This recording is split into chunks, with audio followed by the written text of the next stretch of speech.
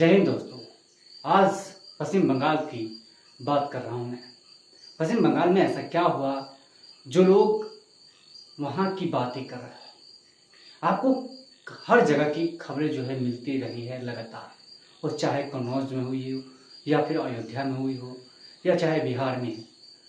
इन सब को देखने के बाद क्या देश में आज़ादी का शुक्रगुजार नहीं है या फिर आज़ादी नहीं हुई है पूरी तरह से।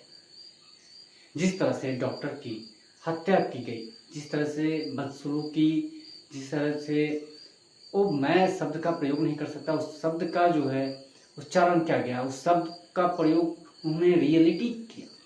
क्या यहाँ पे क्या स्वतंत्रता पूरी रूप से है या फिर नहीं? क्या यहाँ पर लोगों को आवाजाही में दिक्कतें हैं या फिर वो जो फ्रीडम कहते हैं, फ्रीडम ऑफ स्पीच या फ्रीडम ऑफ जो कुछ कहते हैं, क्या वो सच में है या फिर नहीं? हर एक सवाल का एक मायना होता है, हर एक सवाल का एक जरिया होता है। क्या आप उस सवाल को देखते हो या फिर उस सवाल से आप हिचकिचाते हो या फिर उस सवाल को आप छुपाना चाहते हो?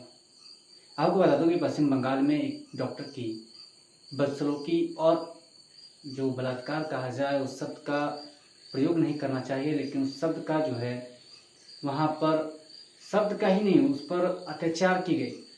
लगातार उनके साथ में लगातार जो है टॉर्चर किया गया उनके साथ में। जो जी उन्होंने, क्या मैं उस शब्द का प्रयोग नहीं करना चाहता हूँ, लेकिन जो शब्द हमको प्रयोग करना है वो मैं कर रहा हूँ।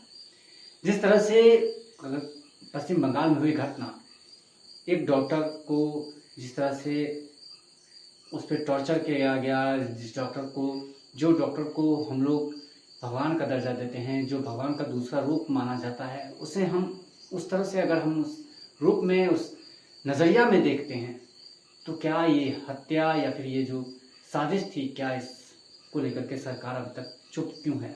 पश्चिम बंगाल की सरकार, ममता बनर्जी की चुप्पी, क्या उनको सेंध लगी हुई है या उनकी उस चुप्पी का कारण उनका वोट बैंक का जरिया भी हो सकता है? लेकिन ये सवाल उनका ही नहीं है, ये सवाल तमाम देश के जो बड़े नागरिक हैं उनके लिए भी है।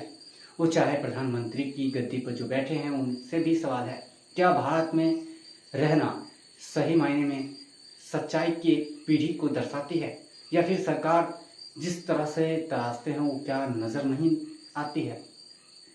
भारत 1947 में आज़ाद हुआ था, तब सरकार बनाने में हमाहमी थी। कोई चाहते थे सरदार वल्लभ भाई पटेल बने, कोई चाहते थे चाचा नेहरू बने। तो तब की सरकार जो है, चाचा नेहरू ने प्रधानमंत्री की शपथ ली और उन्होंने कुछ ऐसे जो है काम किए जो करना चाहिए था उनको। उन्होंने काम करके उस फैसले पर हस्ताक्षर किए और उसके बाद में देश में पूरी तरह से लागू हो चुके हैं। लेकिन कुछ ऐसे जो चुनिंदा लोग हैं, कुछ चुनिंदे जो एल्गोरिदम कहते हैं, वो अभी भी बैठे हुए हैं। उनका क्या उद्देश्य है, उनका मकसद क्या है?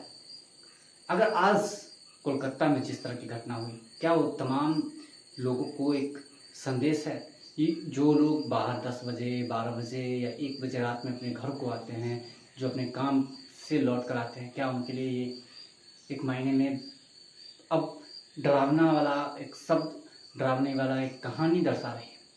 दरअसल ये घटना पहली दफ़ा नहीं हुई है, किसी महिला पर अत्याचार लगातार हुई है। लेकिन महिला से ही क्या, मैं पुरुष का एकल की भी बात कर लेता हूँ। भारत लगातार जो है, भारत में इस तरह की घटना लगातार होती रही है।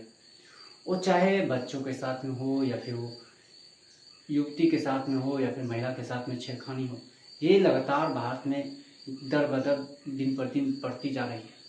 इसका कारण क्या हो सकता है? इसका कारण, इसको रोकथाम के लिए क्या सज़ा होनी चाहिए? सरकार इसको क्यों नहीं उस तरह के फैसले को देखते हैं? क्योंकि सरकार, हम चाहते हैं कि सरकार की एक जो कानून व्यवस्था है उस पर अटल रहे, लेकिन यहाँ अटल सब कुछ टूट जाता है, ये अटूट सा बंधन हो जाता है। इसके लिए सरकार को उस संदर्भ में कुछ ना कुछ करना चाहिए। इस पर ममता बनर्जी को भी बोलना चाहिए, इस पर प्रधानमंत्री मोदी का जी को भी टिप्पणी देना चाहिए था। तो प्रधानमंत्री मोदी ने 15 अगस्त को लाल किले से उन्होंने भाषण के दौरान भी कहा कि ऐसे ऐसे जो लोग हैं उनके साथ में कई एक्शन लेना चाहिए और इस पर राज्य सरकार को तुरंत कार्रवाई करनी चाहिए। लेकिन वहाँ की जो पुलिस प्रशासन है वो पूरी तरह से चुप्पी साधी हुई है।